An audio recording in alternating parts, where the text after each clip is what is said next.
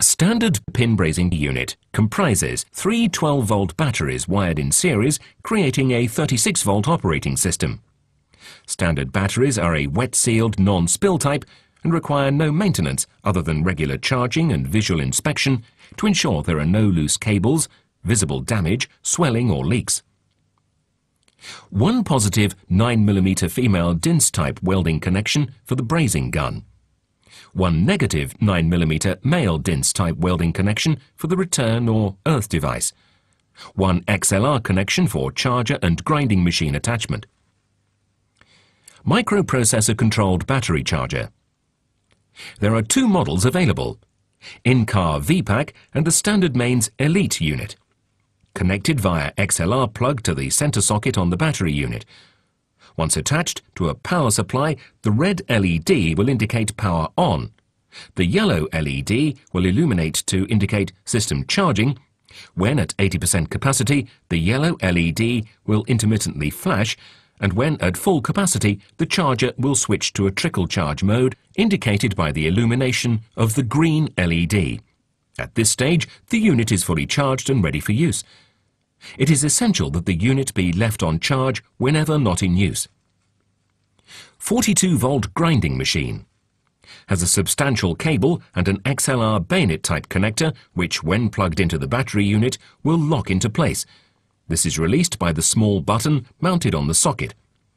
The grinder has a collet attachment designed for use with burrs and other surface preparation products with a 6mm diameter shank. It comes with a round-tree carbide burr which can be changed simply by using the 2 open-ended spanners provided. The on-off switch is located on the main body of the grinder. Ensure the switch is in the off-O position before it is plugged into the Easy Bond. Once activated, the grinder will operate at 26,000 RPM. For optimum stability, grip the grinder with one hand on the main body close to the power switch and the other hand on the black nozzle extension. Always take care to use the flat area of the burr when grinding. Earth device. Supplied with a standard length cable of 1.85 meters, has a magnetic clamp which must only be attached to a clean, bright surface by the 2 protruding blades on one face of the clamp head and never by the top or side.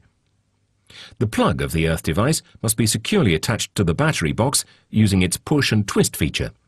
The earth device requires little maintenance provided it is kept free from moisture and metallic particles which may build up. This will decrease the continuity of the magnetic connection and result in unwanted arcing. If the contact plates become pitted, simply skim the faces with a flat hand file. Brazing gun. All standard brazing guns operate in basically the same way. They consist of a solenoid and a trigger mechanism. When the gun is set and ready for use, activation of the trigger will energize an electromagnet within the gun body and lift the brazing pin away from the substrate to a set distance. This will be enough to create an arc and initiate the pin brazing process. With the exception of the Easy Bond reach system, which has a separate trigger requiring a manual reset, once brazing is complete, the standard gun will automatically reset as it's removed. As with the earth device of the gun, which comes with a 2.7 meter cable, it must be securely attached to the battery box using its plug's push and twist feature. Adjustment is achieved by twisting the ferrule holder. Brazing is initiated by the depression of the trigger button, and on systems requiring fuse pins, the fuse section of wire is ejected by depressing the ejector rod button. Simple repairs and maintenance to the gun would include ensuring pin holder and front piece are securely fastened, and that the pin and ferrule are a tight fit within the jaws of these holders. If they are flared or misshapen, then they must be removed and evenly adjusted either in a vise or chuck. Contacts are cleaned and tightened or replaced when necessary, utilizing the Allen key and open-ended spanner provided in the toolkit. Contact nipple is replaced whenever any resistance is encountered when trying to eject the fused wire. Never force the button. This is achieved by firstly removing the ferrule holder, inserting the Allen key provided through the hole in the front piece and into the securing hole on the centerpiece. This will lock the solenoid and prevent it from turning freely. The pin holder is then removed along with the spark shield and guide washer.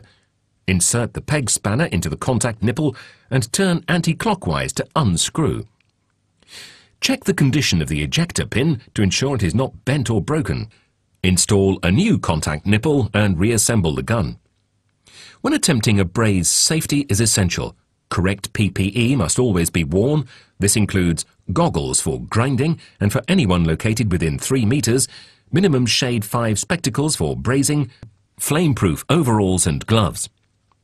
For the process, there are 5 key factors to remember. 1. Batteries. Ensure they are fully charged, correctly installed and in good working order. 2. Grinding. A bright steel finish is essential for attachment and good contact of the earth device. 3. Grinding. A bright steel finish is essential for attachment and good contact of the brazing pin or cable lug. 4. Adjustment. The gun is adjusted so that when manually depressed against the substrate or the cable lug in the case of direct brazing, that the adjustment indicator or collar are flush with the flat triangular face at the rear of the gun.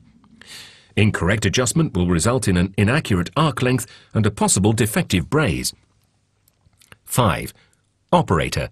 Must be trained and hold the brazing gun very still for the duration of the braze, which should be approximately 2 seconds. Loading the gun and preparation to braze. Grind as required. Attach the earth device securely to the battery box. Attach the brazing gun securely to the battery box. Check the previous fuse has been ejected. Carefully insert a brazing pin, which should have a straight fuse wire with the kinked end still intact, as this will gain optimum contact with the contact nipple inside the gun. Make sure the fuse wire does not get jammed and push it hard and fully into the pin holder. This must be a very tight fit. If the pin is not a tight fit, then it is possible that the jaws of the pin holder have become flared and will require adjustment. Insert the ferrule with the serrated edges outward. Again, this must be a tight fit. Place the pin tip directly against the substrate inside the cable lug where required and depress the solenoid fully toward the required braze surface. Without moving the depressed gun, check the adjustment indicator or collar, release the solenoid and adjust as necessary by rotating the ferrule holder. Once set up, stand preferably resting against a secure object and squeeze the trigger. This should click and brazing should commence. It is always advisable not to look directly away from the braze operation, as you may inadvertently move your positioning. Once the brazing has stopped, approximately 2 seconds, hold for a further 2 seconds, then pull the gun straight back from the braze. Don't prise the gun from the pin shank. Remove the ferrule from the gun by prising it against a hard surface or with pliers. Try not to bang the ferrule out of the gun. Discard the ferrule and remove it from your immediate working area, as it will be very hot. Take a 1.5 pound hammer and knock the remaining shank from the pin or tap the unthreaded base of the threaded pin to test the connection. Wire brush and inspect. Threaded pins should have an even spread of solder material around their base. Direct pins should also have an even solder pool within the lug and around the lug base. Excess on either side would suggest that the gun was being held at the wrong angle during brazing. The remaining section of the pin after the shank is removed should not protrude from the surface of the lug by more than 2 millimeters. If the whole connection fails or is inadequate, then do not attempt to reattach a connection in exactly the same location, as excess damage may be caused to the substrate material. For further information, contact your local supplier.